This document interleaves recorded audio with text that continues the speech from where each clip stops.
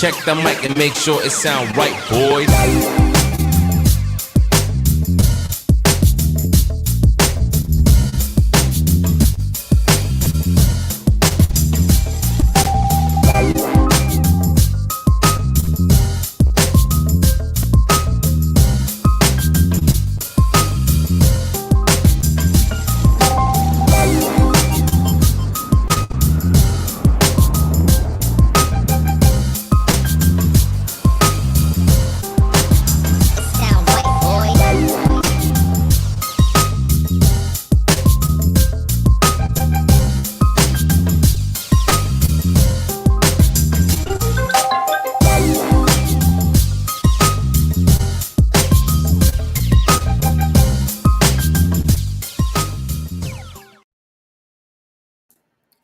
Right on, writers, and welcome first-time viewers to the Books by Adrian Author platform and our flagship show, Livestream Sunday. Hello and welcome.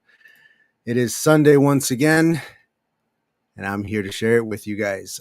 Fair warning, I'm already getting my Wi-Fi warnings. I'm looking outside, I'm seeing some clouds. There's a hurricane off the coast. There's all kinds of crazy crap going on. So I apologize for what will most likely be another lag-heavy episode of Livestream Sunday. We had one good week with one good week with one good show of good Wi-Fi, and now we're back to struggling. But you know what? We're going to do our best. So welcome. If this is your first time with us, allow me to introduce myself. My name is Adrian Santiago. I am an author and content creator here on YouTube, and it is my pleasure to host you on this channel today. My debut novel, Mythic Shadow of the Spark, is a detective story. It is a murder mystery set in a sci-fi fantasy world. It is the first of a series that's going to open up a brand new universe for you guys to explore, and I can't wait to share it with you. I don't think it's coming out in December like I planned because I'm still editing. So we'll see. We'll see how quickly I can get it out. I'm just going to stop telling people when it's coming until I know for sure. In the meantime, if you would like to know when it comes out, sign up for my newsletter. Go to booksbyadrian.com. Link is down below as well as on your screen right now. And through that newsletter, you will be alerted when my book is coming out. You will get to see the cover reveal before anybody else. And lots of other goodies coming that way, including some like short stories and flash fiction that I've been working on, but sitting on it until a little closer to release. So I am actually very excited. Today's guest is the very awesome Mr. James Moore. I can't wait to talk to him about what is most likely a very interesting book that I am very, very, very excited to read sometime soon. I believe it is pronounced Home. I will ask him in a few minutes. I meant to ask him a few moments ago and I forgot. I read the synopsis on his site and colored me intrigued. I'm going to be checking it out. Please, throughout the course of this show, label any and all questions that you have for Mr. James Moore with a capital Q followed by a colon. I am going to use this later in the show to determine whose question is going to be read first, and then we're going to go ahead and read the rest. So I would like to take a quick second to welcome everybody in the chat. Thank you for being here so early. I love you guys for doing so. I will get to you guys individually once Mr. Moore has joined us in a few minutes. But first, everybody's favorite new segment.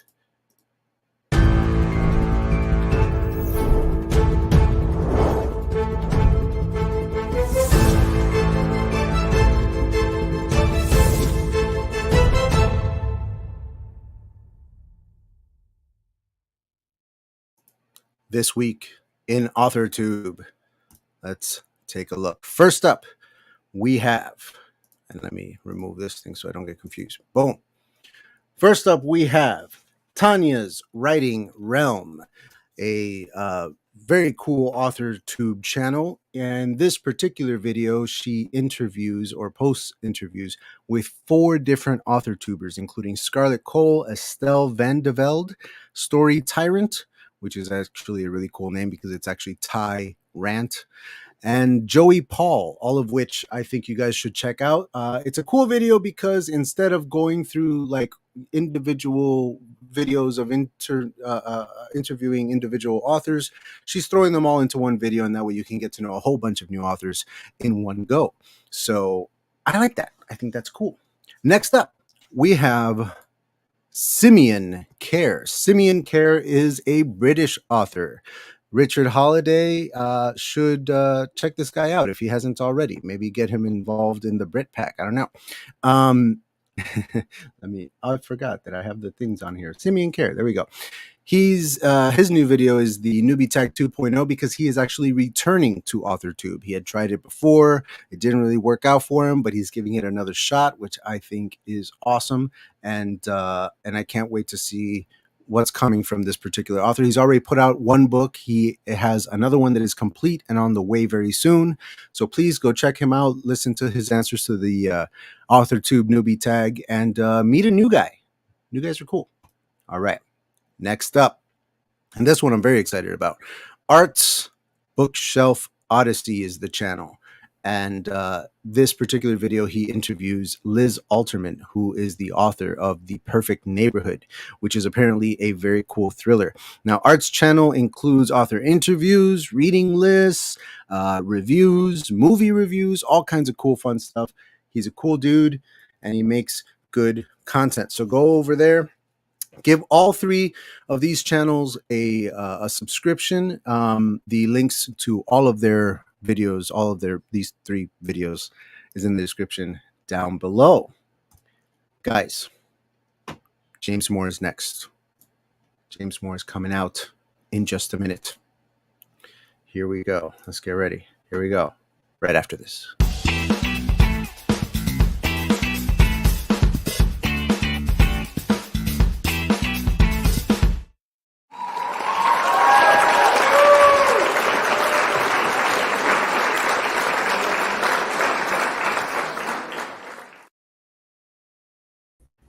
Mr. Moore, hello and welcome. How are you?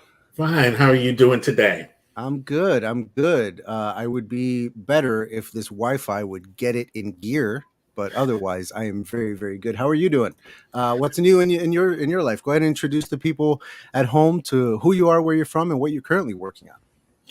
Well, my name is James Moore, and currently, I am pursuing a number of creative avenues: filmmaking, novelist, flash fiction, podcasting, that sort of thing. What I call my plan A, the plan A job, and I work as an IT technician. And it's good to me. It allows me to pay the bills. People appreciate what I do, and I want to get out of it as soon as I humanly can and start writing for a living. Yeah, copy that, man. Same here. Same sentiments. I have a job, a full-time job. It provides for my family. Everything is good, and I want to get out of it as soon as humanly possible. I gotta stop punching the clock, man. It's enough already. Let's take a quick second to say hello to everybody in the chat because, as I said, there's a few people in there. Maggie was the first one through the door. Hello, welcome. Of course, Richard Holiday was next. He is always surprised to learn that a whole week has passed. We'll see. All right, Ben Pick is here. Hello, Ben. Welcome. Who else is going on? Amy, hello. All right, lots of people. RC Scott, thank you for hitting that like button. Yes, please like, subscribe, all that good stuff. British in capital letters. I knew you'd like that one. I knew you'd be happy. All right, y'all. Thank you so much for being here. Let's go ahead and get into it here with Mr. Moore. James, if I may call you James. Oh, yes, please. Fantastic. I read on your website you have quite a past. You've been everywhere from in the military. You work in IT now. Go ahead and give us a little rundown of where your life was before you started writing, how you got to that writing point. Okay. Yeah. Well, I after graduating high school, I had been fortunate enough to earn an RTC scholarship, and the game plan at that time was to have a full military career in the Air Force. I was planning on dying at my desk in the blue suit, totally committed, 100% in. And then they had a reduction in force. So they forced a whole bunch of officers out, and I was one of them. So there was a time when I was really, really angry with the powers that be for messing up our plan for me to be in the Air Force. But on a recovery trail, I kind of fell into IT by accident. I have just as an aside, I have a chemical engineering degree from NC State. And I was going to bring that up next, from Brooklyn to chemical engineering. oh, yeah. I have a chemical engineering degree. It's got very, very low mileage. If anybody wants to buy it from me, I'll just send you the diploma because I haven't used it much. But it is part of the best part of my life, my college years. I learned a lot of things, including, problem solving, that sort of thing, which will get you into a lot of areas that'll help you, get along, Sure. So after getting involved in IT, I worked in IT for a period of time and enjoy it. But there was always some nagging part in the back of my mind that wasn't being nurtured. I love storytelling. I love reading stories, watching films, watching, TV shows. And that's something that was inherited by and nurtured by my mother for the most part. Awesome. When we were kids, she would take us to, get comic books, and she imagine a woman raising her kids in Brooklyn, some of the toughest parts of Brooklyn, and teaching them show tunes because she just loved musicals, that sort of thing. So I actually decided to kind of feed that part of my personality, get into the creative part of things, and venture into writing, storytelling. And the one great asset I had in doing that, starting off, was that I had absolutely no idea what I was doing. So I couldn't know what I was doing wrong, which can be an asset sometimes, to keep yourself from self-criticizing too much. My real passion was to write screenplays initially, but I said to myself, man, a screenplay, that's too daunting. That's out of my realm. That's like going to the moon. I'll just write a story. Anybody can write a story. I'll write a book, and I'll knock this thing out. Writing a novel, that'll be easy. I'll do a novel. That'll be easy. I can knock that out in 4 or 5 months. So 18 months later, yeah. I'm finishing up, draft number 1. And I'm like, this was way more intense than I initially thought, but it wasn't arduous. It wasn't something that was a chore. I was labor of love the whole way through, right? Yes. It's painful, it's excruciating, and joyful all at the same time. So that first book that I had written is not the book that I have out now. Okay, it's not the book that you see there. It's another book that I'm still trying to sell. Hopefully, I'll get an edition of that, picked up. But that entire process got me hooked forever on storytelling and writing. So that journey led me to running into my present production partner. His name is Charles Townsend, and we met at an online event. You'll meet at this restaurant and talk about projects and that sort of thing. And it was like a perfect match. I wanted to write. He had all the equipment. He is the director. He is the producer. He was doing all this work, and he wanted to take some of the writing stuff off his table. So he saw some of the writing ideas, the scripts that I had, and said, hey, this stuff is doable. Let's do it. And that was about 3.5 years ago. And we've been making short films ever since. So, right. If you can see the poster behind me, that was the first effort that we made, contributing to that actually won an award at the 48-hour film challenge. I don't know if you're familiar with that. I'm not, no. Okay. Well, if you Google 48-hour film challenge, all over the globe, every year, there is a 48-hour film challenge. And what the teams are tasked to do is to make an entire movie, something that has to be no shorter than 4 minutes, no longer than 7 minutes long, and you have 48 hours to write the script, get the cast, do the filming, do all the editing, get everything done and turned in a 48-hour period. And this is something that's global. There are people in other countries doing this. And with the movie that you see the poster for behind me, we won for our area of Hampton Roads, Virginia, as for best picture.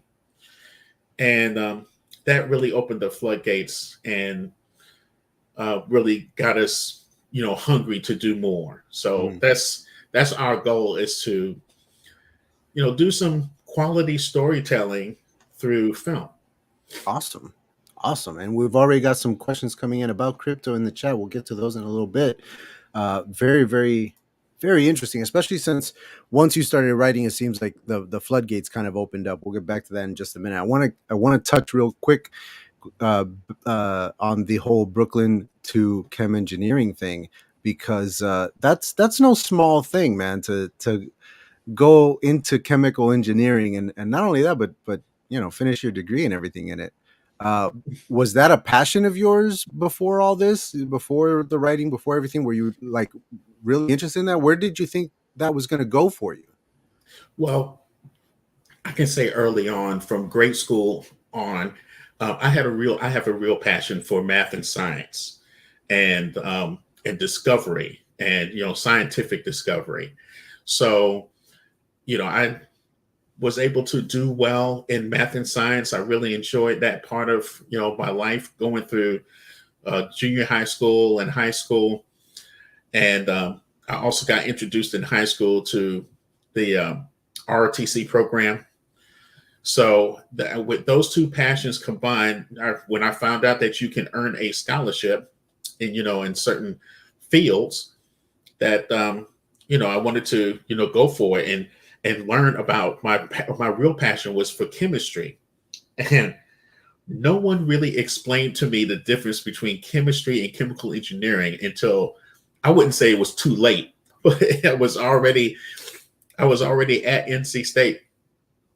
When I was applying for the scholarship in high school, it's way easier to get a scholarship with a technical degree versus non-technical. As amazing as this sounds, chemistry was non-technical in that category in obtaining an RTC scholarship. So if I was told that if I slapped engineering on the end of it, then all of a sudden I'm technical and I have a better chance of the scholarship. So I said, okay, I'll change, my designation to chemical engineering. I mean, how much harder can it possibly be? So I did that, got to North Carolina State and took some of the basic classes. And when I started taking my engineering classes in my sophomore year, I found out exactly how difficult engineering is versus just the plain old chemistry. So to explain it easily for someone who might not be, running in those circles. Sure. In a chemistry lab, chemistry is finding out how to make peanut butter. Okay. Chemical engineering is finding out how to make 10,000 gallons of peanut butter an hour, building the, all the facilities from scratch, all the money involved, the pay, the material, all that stuff. So that's the difference between the chemistry and the chemical engineering. Mm-hmm. So that's how I got into that chemical engineering hook. Interesting. That's fascinating. Now, from there, you mentioned, the short stint with the whole U.S. Air Force and everything. I've known a couple of men who were in the military, one branch or another, and are now authors. And one of them does not let his time in the military influence his writing whatsoever. He considers his writing an escape from that. Meanwhile, the other one uses his time in the military to craft incredible battle plans and sequences in his sci-fi novels where he has incredible space fights and stuff. Is there any kind of influence for you in your writing that comes from that time that you spent? I would say most definitely. My my basic philosophy is that whether it's conscious or subconscious, just about everything you experience and do is going to influence your creative pursuits. Okay, Mm, so even if I was to say, well, that time was not good for me, I'm trying to get away from it and everything, that actually is influencing your craft. The fact that you went through that experience and that the fact that you're trying to run away from it or trying to run to it, there's always going to be an influence there. And that's the great thing about being a creative or being a creator is that you're really presenting yourself in everything that you do. At least a piece of yourself goes into everything. So I would have to say, yes, my time in the military definitely has an influence in everything I do, whether it's the novels or writing scripts or working the podcast. right on. Now, the whole writing thing began, as you said, you didn't think you were ready for screenplays, so you went over and you wanted to write a novella. So there was the novella of 2014, and the many drafts and rewrites that you had to go through with it. Tell us a little bit about that novella.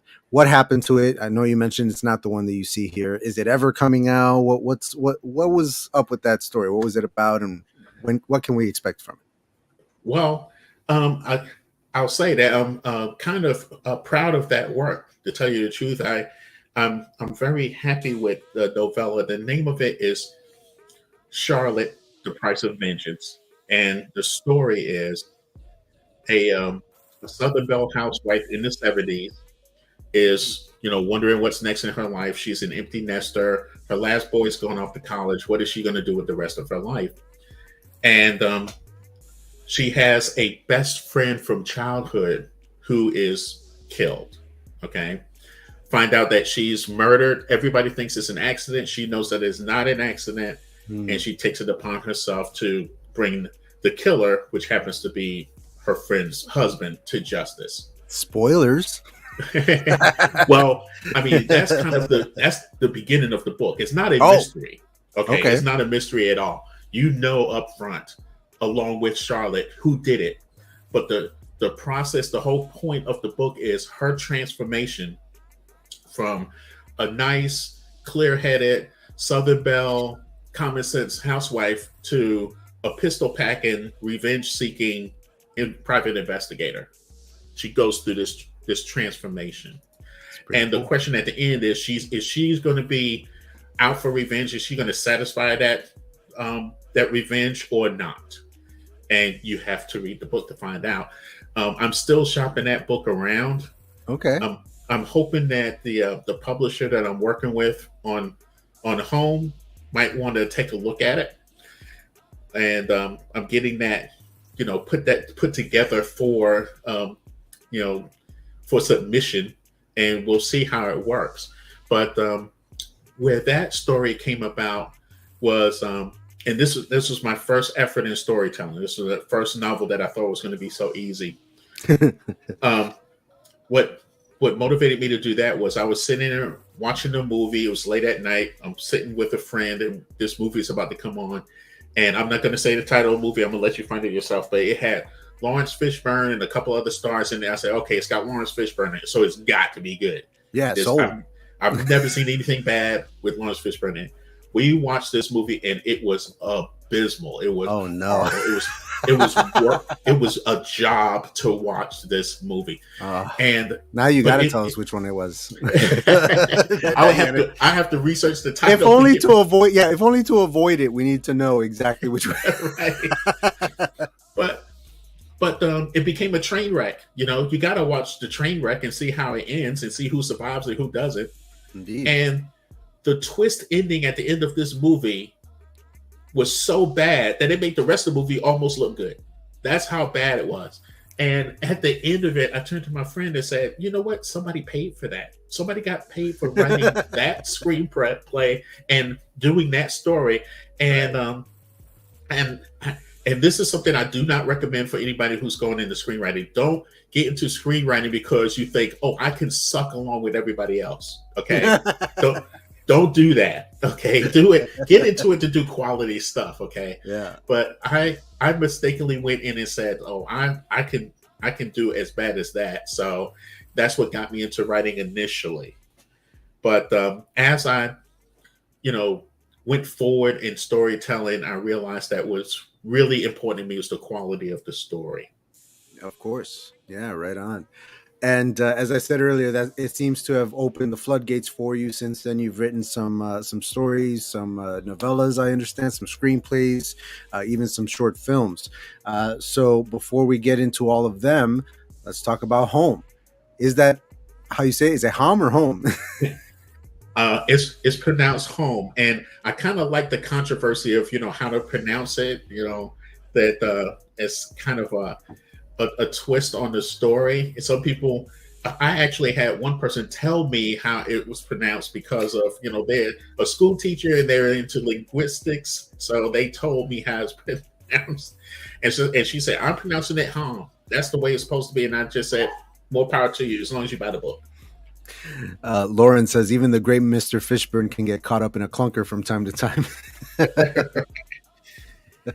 Yeah, often you don't know how rough it's going to be until it's done, and then you watch and you go, "Oh no, what did I do?" So, home. Give us the elevator pitch for this book, Okay. because I loved it when I read it on your site.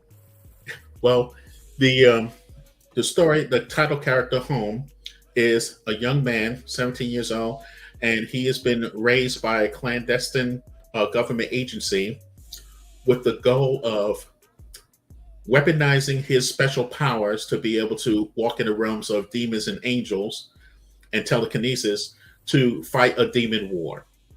That's what his purpose is, been forced upon him by this agency.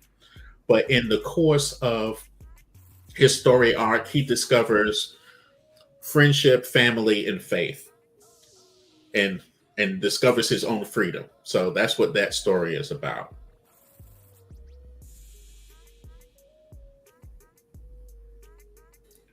Yeah, the cover is really cool. The winged angel slash demon. Not sure which one of the two. It looks menacing in the middle there, and then the hooded figure. All very cool. Like just it draws you in. Yeah, well, I got to tell you that with this book, once I was done with it, the reason why I did this book is I was online looking for opportunities, and somebody said, "Hey, let's get together and do a video game," you know. And Okay. I'm writing scripts for this little TV show, video game thing, and it kind of fell apart because we were dealing with people from all over the world. Somebody's in South Africa, somebody's in Germany, somebody's in South America, Whoa. and everybody just kind of fell out of it. But the person that was leading the charge said, "Well, I kind of want to develop a game by myself. I want it based on a story. Will you write the story?"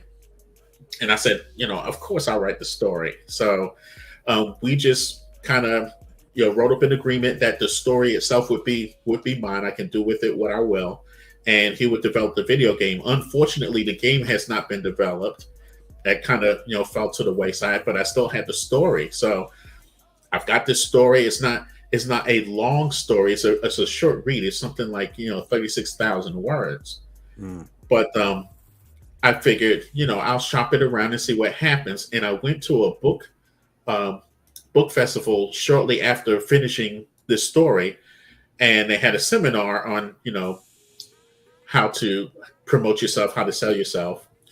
And the lady there, who had been in the business for decades, knows what she's doing and everything, I asked her point blank, "What do you do with a 36,000 word book that you want to get out there?" And she said, "Well, you don't do anything with it because you're not Stephen King. Stephen King can put out a short book and people will buy it, but since you're not Stephen King, that's not going to happen for you." So that kind of got me dejected a little bit, but I still kept shopping this book, and I'm racking up the rejections. Okay, you got to rack up rejections if you want to do anything. So I'm racking them up, and I get a response from, I don't know if it's okay for me to say the publisher on the show. I have nothing against it. Go for it. Okay. So I get an email from World Castle Publishing saying, Mr. Moore, we've read your submission for Home. We would like to publish this book if you're still interested. And for a couple of minutes, I was frozen. I didn't know what to do with an acceptance. I know what to do with the rejections. Yeah. Put them in the rejections and move on. But with an acceptance, so what did I do? Oh, wait a second. Yes, I say yes.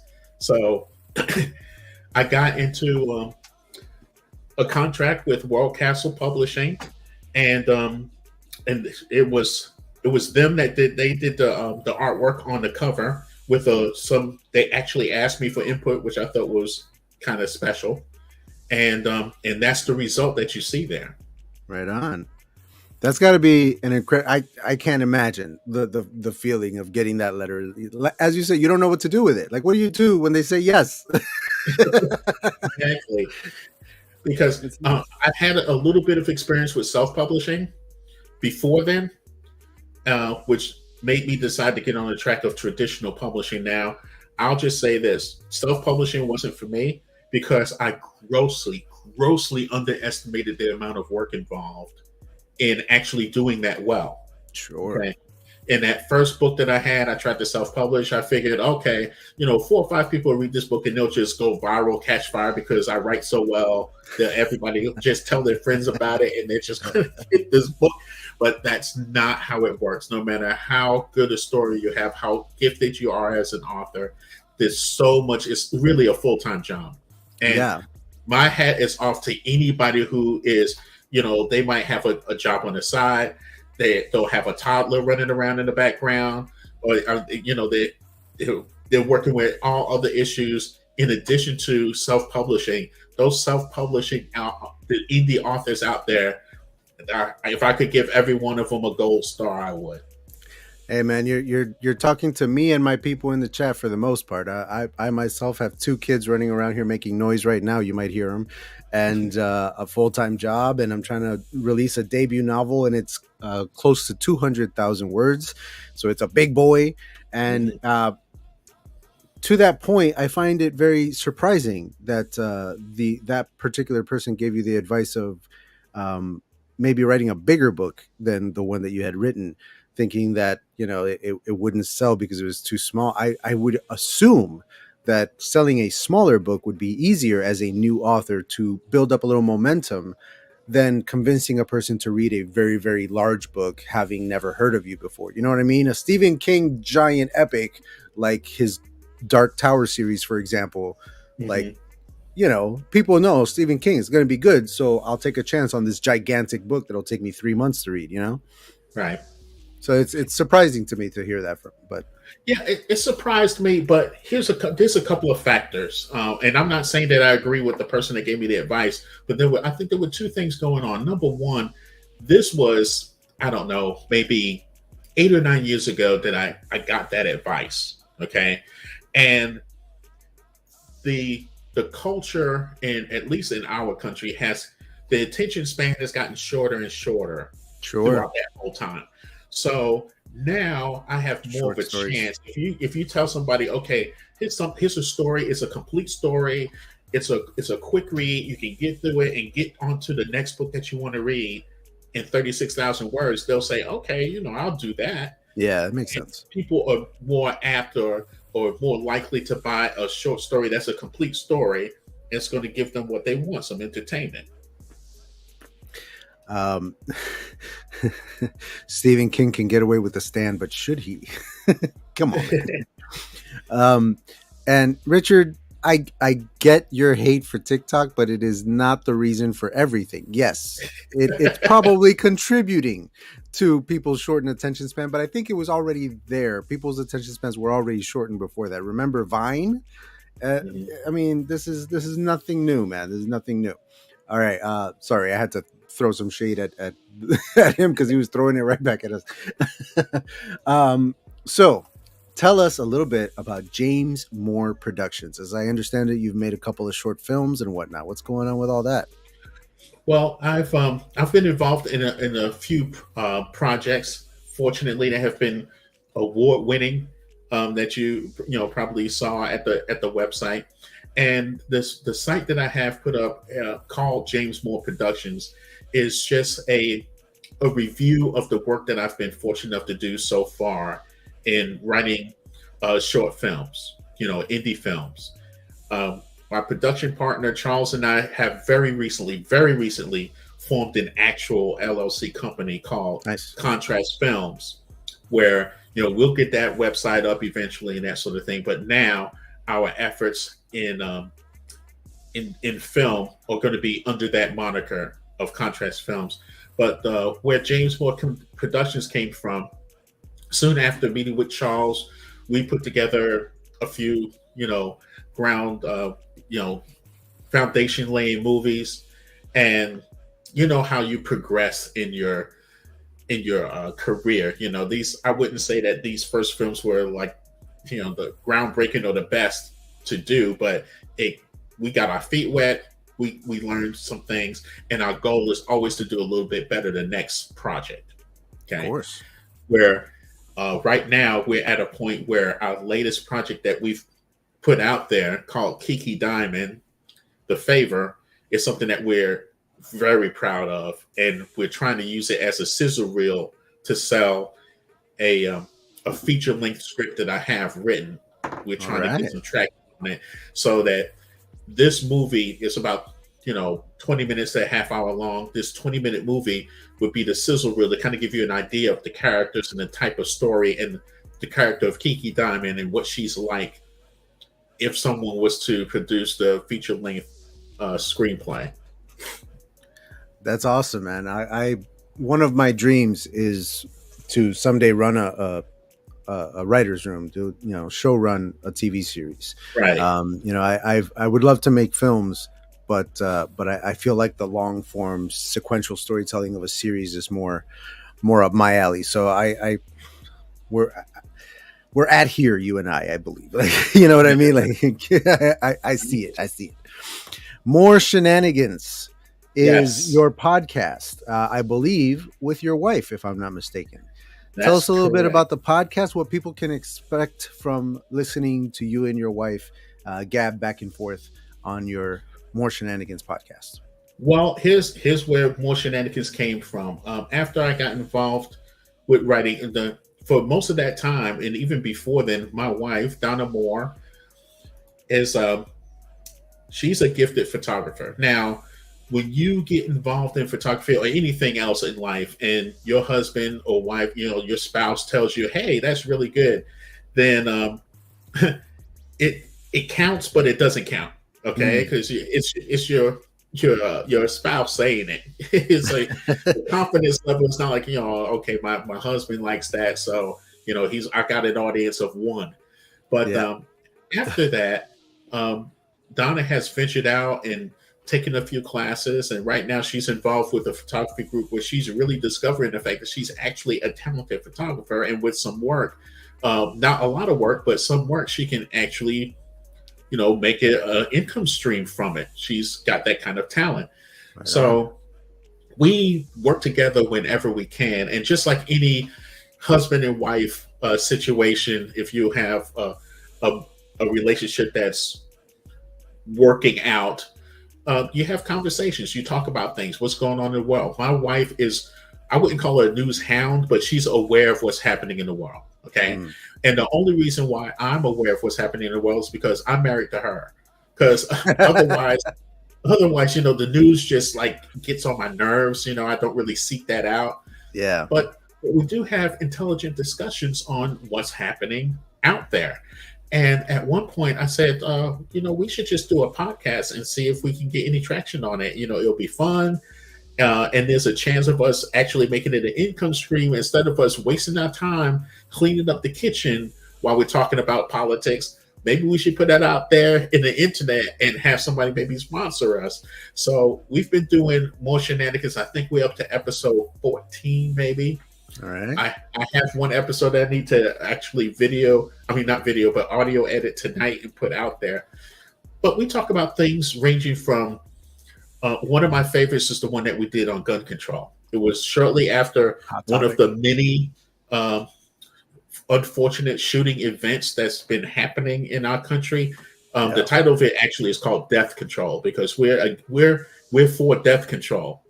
Um, we're not against people getting their guns taken away, but we are against people getting shot up. So, we discuss, what can we actually do about it? Because it seems like every time there's an event like that, there's a big raise of awareness. People complain, and then we done. forget. Yep, nothing gets done about it. We forget. We all move on. Yeah, we all move on until the next time it happens. Yeah, and then we all get angry again. Yeah. Yeah. I guess the short description of more shenanigans is we just talk about some of the stuff that's just pissing us off. Yeah. We talked about the death control. We talk about the stuff that gets put in our food that we don't know about but should know about. We talk about the political atmosphere, about some people that are more concerned with another term than serving us, and it doesn't matter if you have a D or R or I next to your name. There's a lot of people out there that's more concerned with another term than serving us. Mm-hmm. So we talk about a range of subjects. Right on. Well, we are going to be moving on to the live chat Q&A in just a minute here. First, let's go ahead and take a look at whatever I have here.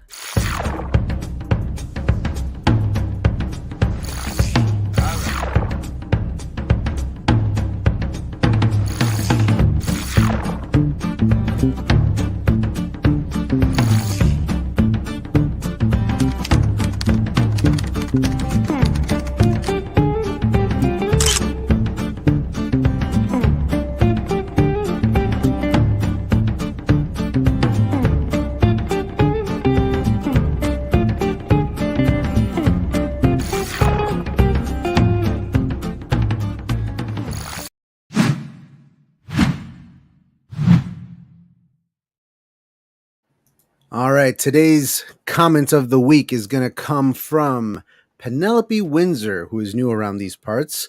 And she commented, all the squirrels, but as always, so fun. This was posted on the Typewriters podcast episode of last Thursday, and I have absolutely no idea what she's talking about, which is why I chose it. What squirrels? And then when I replied, what are you talking about with the squirrels? She just gave me a thumbs up on it. I'm like, how about an explanation? Does anybody know what she's talking about? Please throw it in the comments if you do, because I have no clue what squirrels. I don't remember talking about squirrels on that episode. I don't know. So if you know, please let me know. Also, in regards to the little ad there for my Ko-fi account where you can order animations and channel packages and all that stuff, I'm currently running a buy one, get one free promotion on there. So whatever order you place, whether it's for one animation or a whole pack of them or whatever, you're going to get what you order and you're going to get another one free. So hit me up because, saving money and stuff. It's good stuff. All right. Live chat Q&A. Here we go.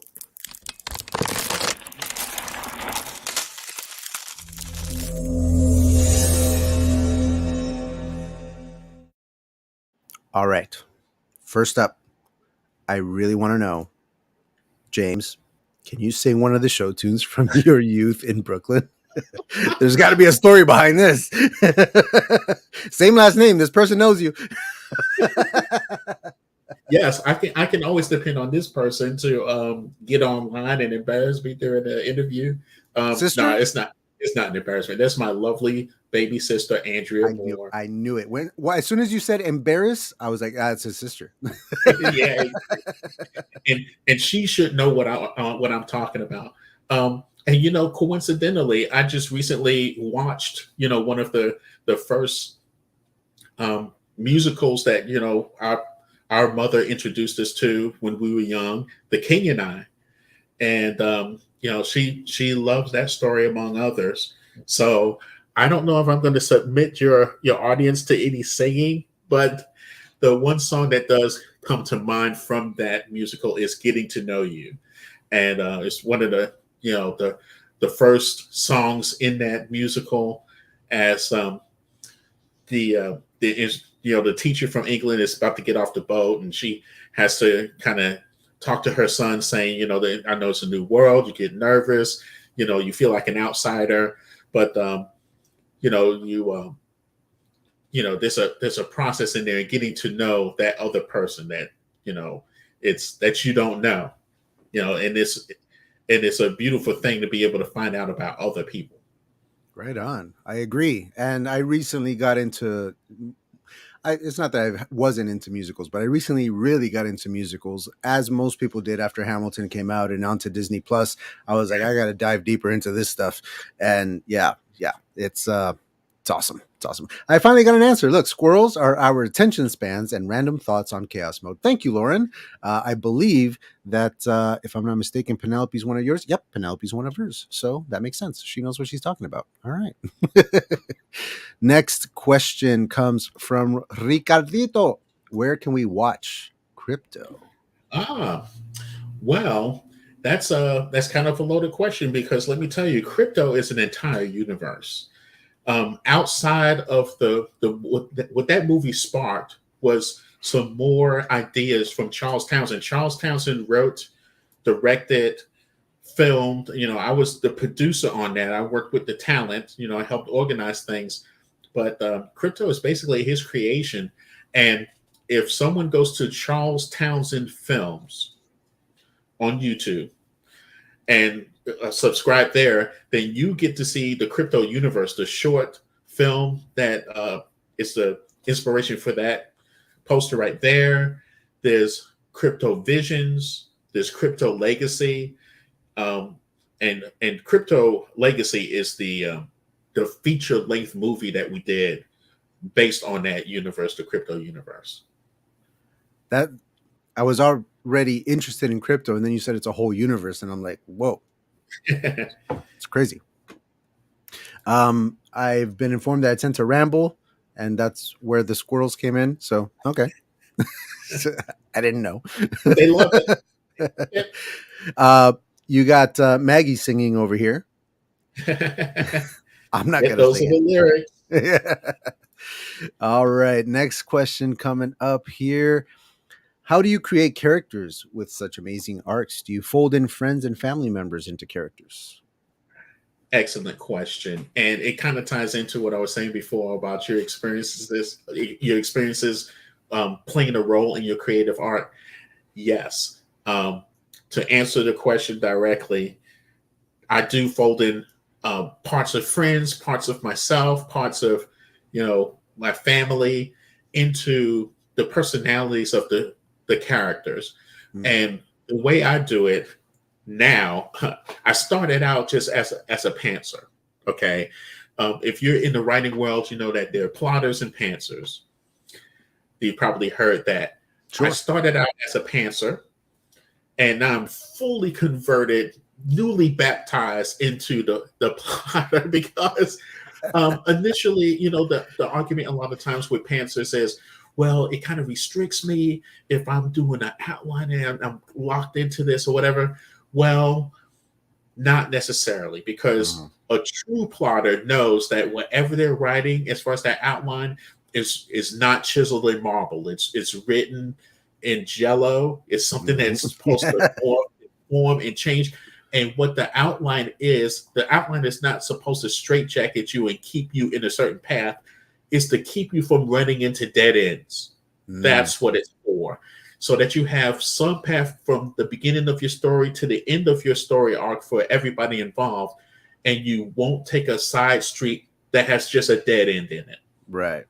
So what I do with my characters is, when I'm starting out a story and I'm doing that development, well, I do character profiles also. Johnny is a guy newly released from jail. He got religion while he was in jail. He's fighting his demons, trying to maintain relationship with certain people that he loves, but they're bad for him. After I write all these things down, I write down the person's, their background, their culture, their hair color, their eye color, what they wear for clothes, where they live, and stuff that might not ever get into the story, but I want an idea in my head as to what this person is about. So that's the process I go through in getting the story arc done and with the characterization.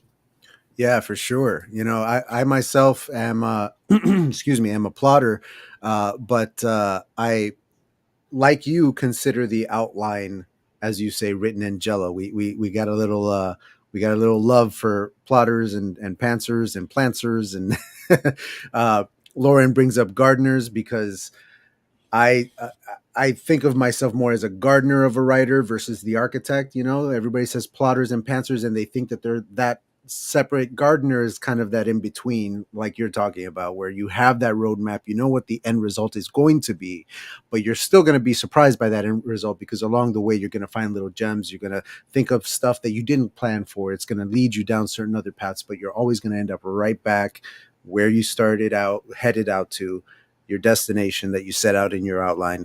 And that's what I do as I'm writing. If something new comes up, I'll go back into my outline and I'll adjust it. I'll fix it up, make sure that everything lines up again so that it's not chaos, and then I just keep on going.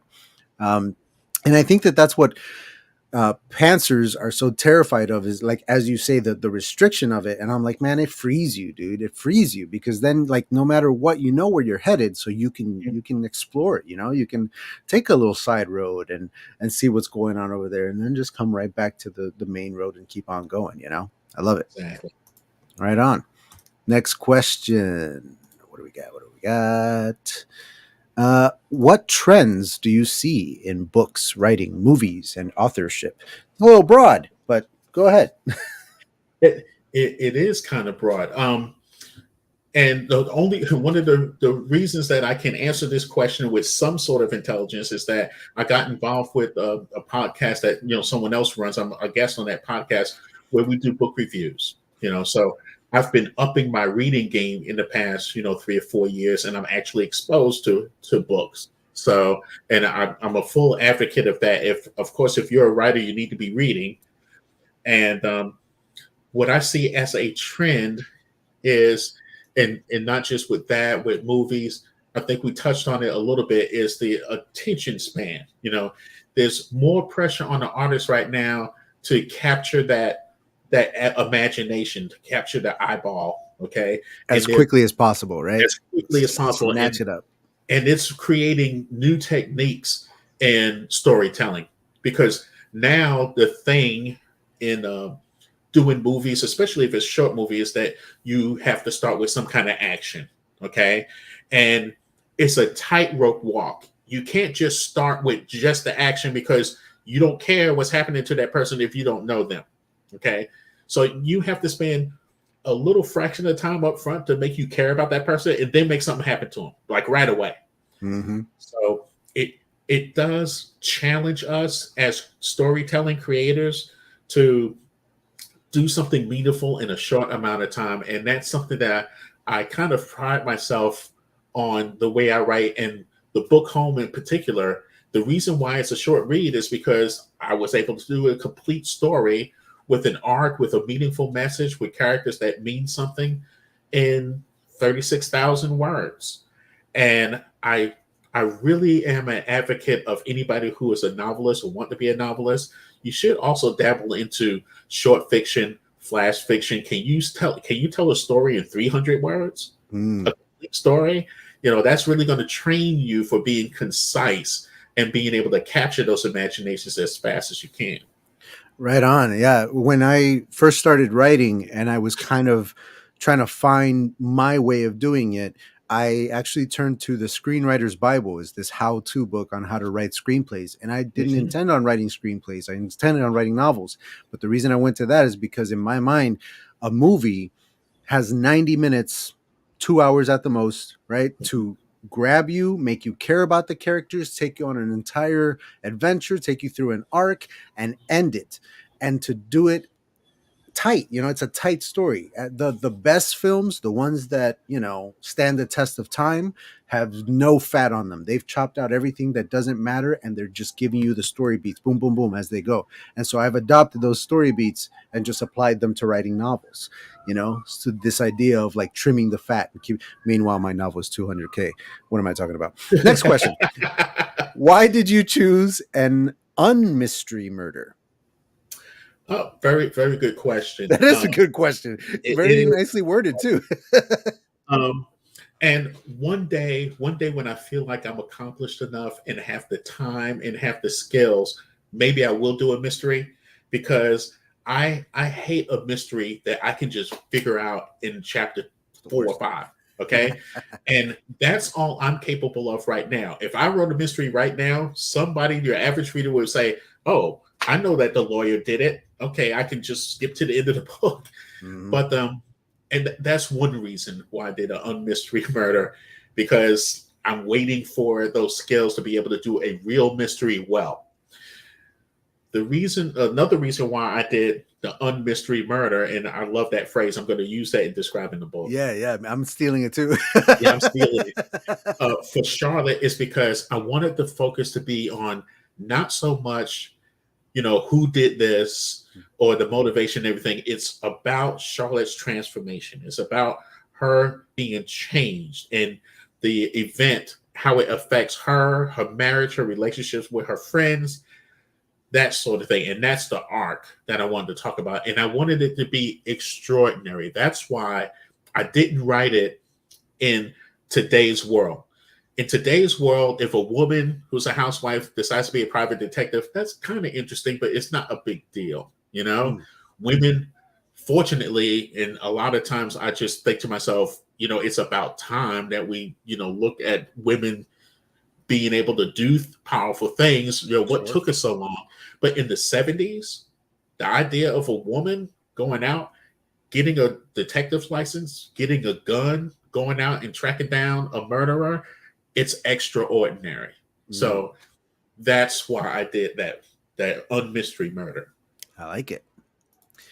How do you feel about Hollywood recycling content when there is so much original indie content out there?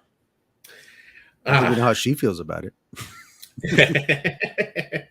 Yeah, keep it a mystery, girl. How do you really feel? And I think that there's some cases where Hollywood's a business. Okay, let's look at it this way. Hollywood's a business. They want to make money, and we're not faulting them for that. If they don't make money, then actors don't get paid, cameramen don't get paid, the lighting people don't get paid. A lot of people don't get paid if the project doesn't do well. So they have to make that a consideration. And they think about those things when they want to do a reboot or a remake. They think about those things.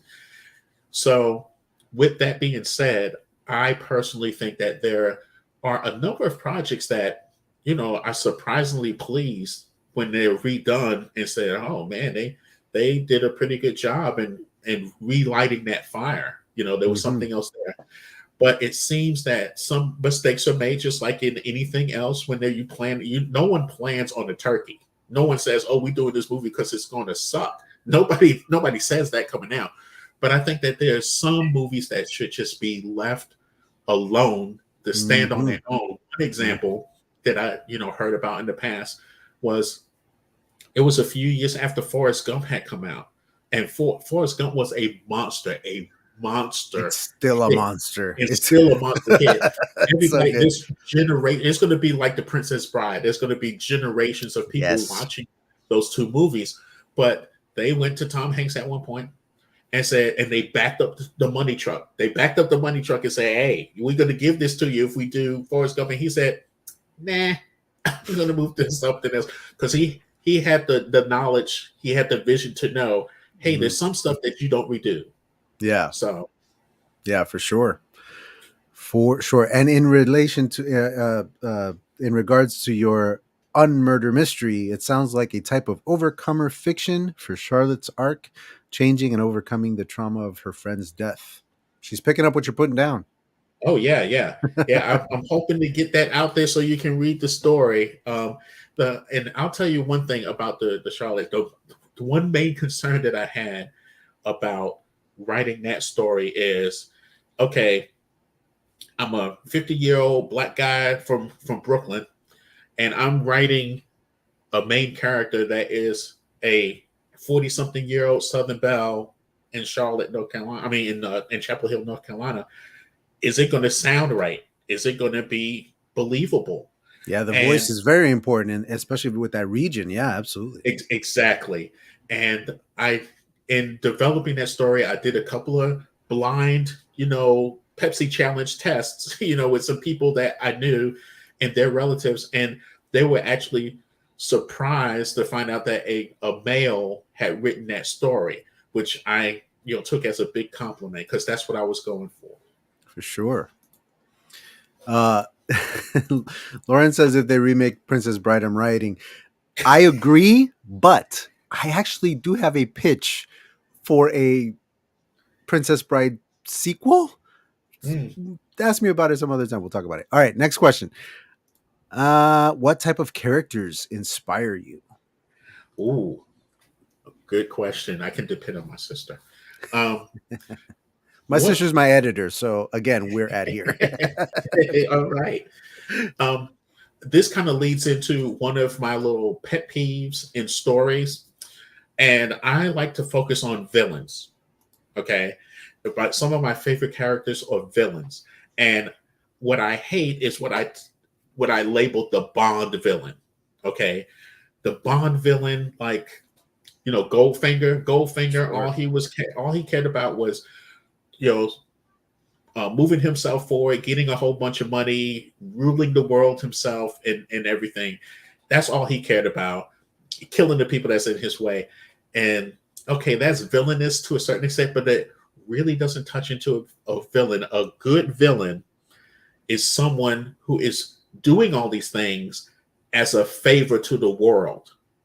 It's on me to do these things because I'm going to make the world a better place. When I explode that nuclear bomb over Europe and kill half the population, I'm doing this as a favor to you, Earth. And that's a more interesting character. That's somebody who's got more layers. And there's something that's happened in that person's background in life to make them think that way. That's why Thanos, he's my ultimate, villain. This guy's like, hey, we got a whole bunch of people, not enough resources. If we kill half the people, we're going to be good. We're going to be in paradise. And he's got a psychotic point. but there's so many people who think he was right. He's kind of skipping over the, okay, but you're killing, half of everybody in the universe. Let's not gloss over the fact that you're killing half the universe. and there's no better example of, in justifying the means type thing. Yeah. And he's strong, intelligent, all that stuff. And he was doing he really felt like he was doing everybody a favor.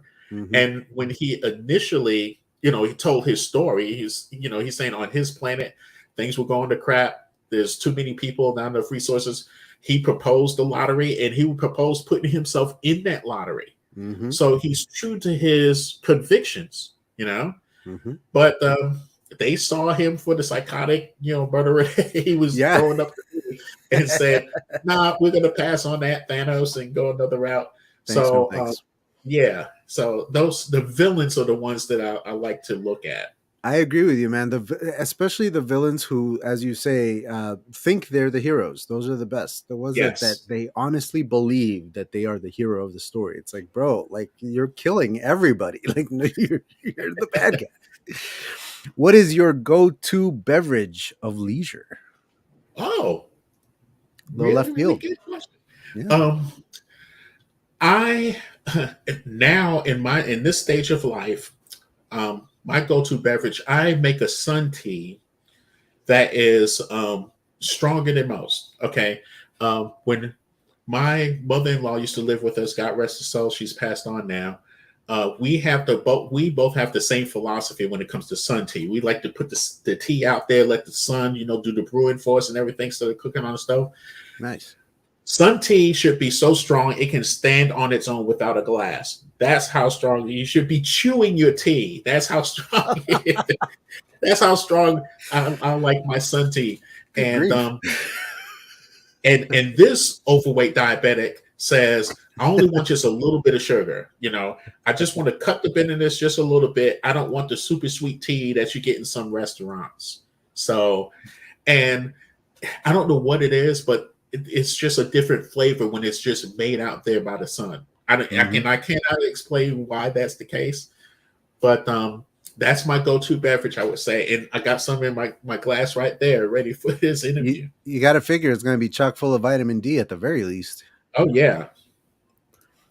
You hit close to home for Lauren. She used to make sun tea all the time growing up.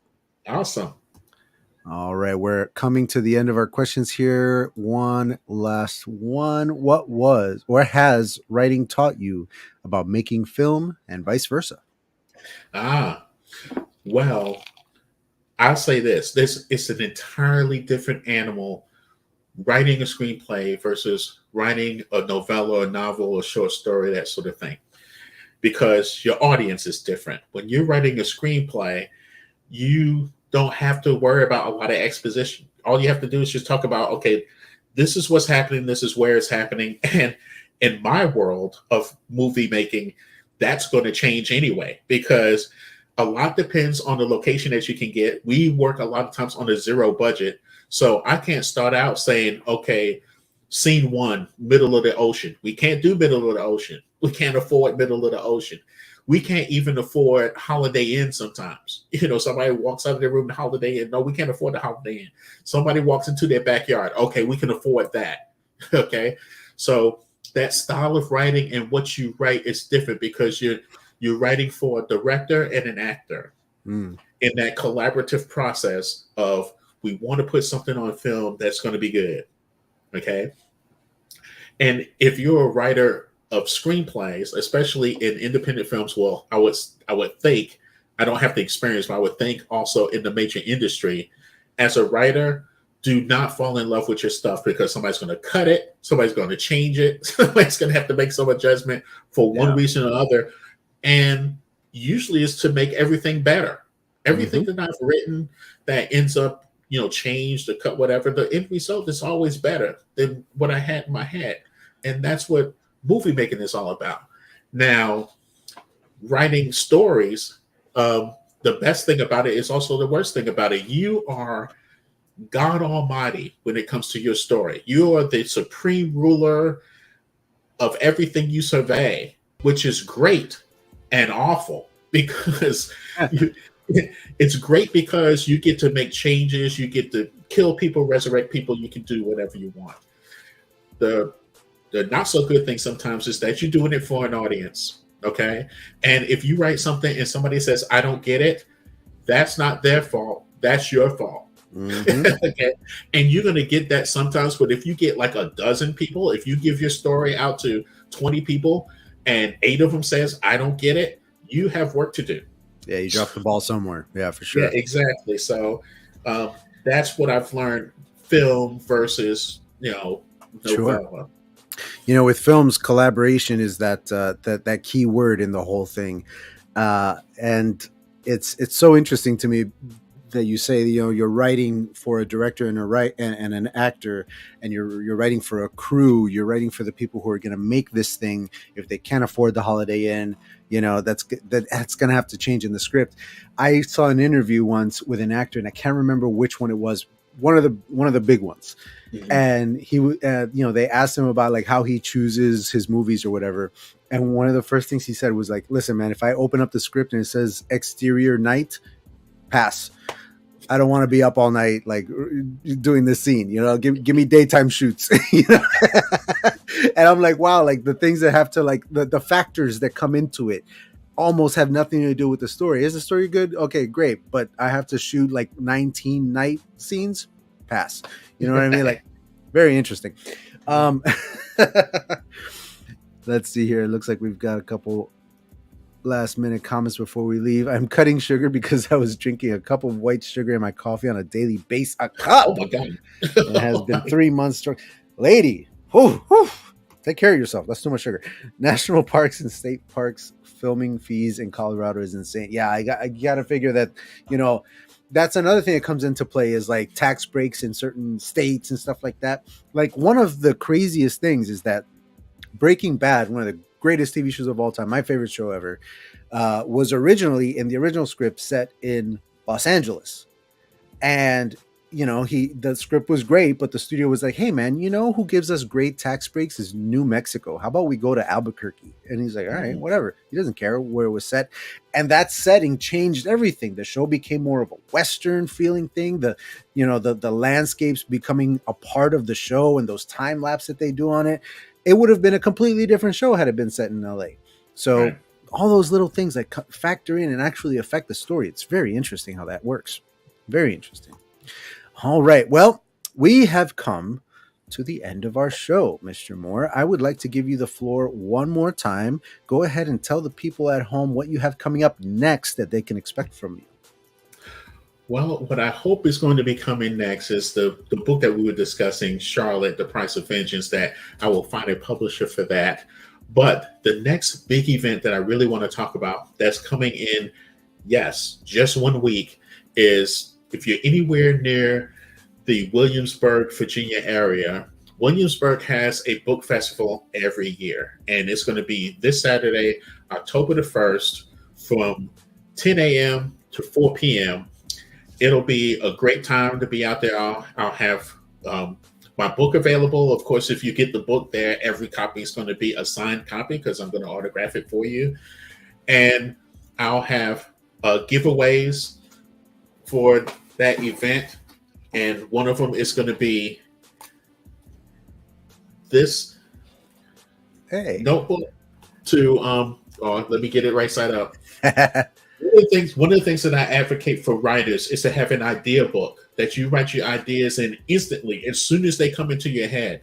So I'm going to be giving these away for you to be able to do that with the moniker, if you're a writer, write something today, and support you in your efforts. And a lot of other events at the festival is going to support you. They're going to have seminars. They're going to have people talk about the publishing process, and you may even get to meet your next publisher at that event. So if you're anywhere near Williamsburg, Virginia, and you're into writing, storytelling, or an author yourself, I highly suggest you get out there to the Williamsburg Book Festival. Right on. That sounds awesome. And I like that notebook. I want one.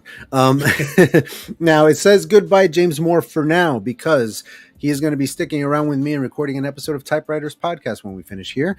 That will come out on Thursday at 4 p.m. It will be a premiere of that podcast right here on the same channel. I'm going to be in the chat during that premiere. If you guys want to join me, Mr. Moore, I don't know what your schedule is like. I know that you have a full-time job and whatnot, so if you can't make it, I understand. But if you can, go ahead and join us in the chat for that on Thursday, and we'll go ahead and watch the episode together. Next time on Livestream Sunday, we're going to have Natalie Pinter, author of The Fragile Keepers. Very, very interesting stuff. I can't wait to talk to her about all that. Also, I almost forgot, this Tuesday, I have a very special live stream event for a book collection called Realm of Darkness, where a bunch of different writers have submitted their books and collected it into this one collection that's coming out. And we're talking to 3 out of those, I think like 8 authors this Tuesday, 4 p.m. at this very channel. And so please come back for that. Join us. You can find all of the videos, all of the streams rather, already set up on the channel. Just go check it out. Mr. Moore, thank you so very much for joining us today. I had a blast. This was excellent. Everybody at home, like, comment, subscribe. You know what to do. And I will see you all right here on Tuesday. Right on, writers. Be out.